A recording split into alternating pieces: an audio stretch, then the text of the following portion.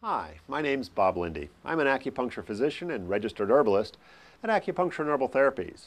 Today I'm going to talk to you about herbal bladder cures.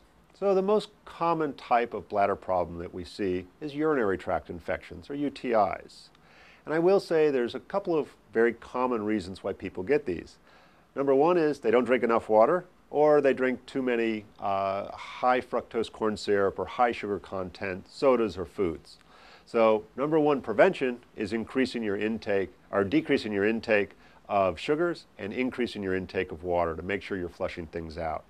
But one of the most common approaches to dealing with a urinary tract infection is actually using cranberry. And although I usually am a big fan of eating the whole foods and using the whole cranberries, in this case I find that if you have an active urinary tract infection or UTI, the concentrated cranberry pills oftentimes will get more of the substance that we need in there in order to ensure that the bacteria no longer adhere to the walls.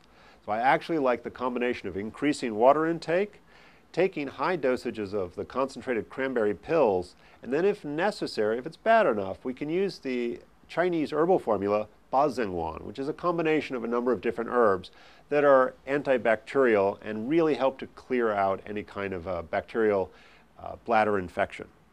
So there's a number of other things that you can use if necessary, or if you start to spike a fever, or you start to get pain in your kidneys, or there's any blood or pus that's coming out through the urine, it's important that you get medical attention because you can do serious damage to your kidneys should the urinary tract infection spread further up the urinary tract or to the kidneys.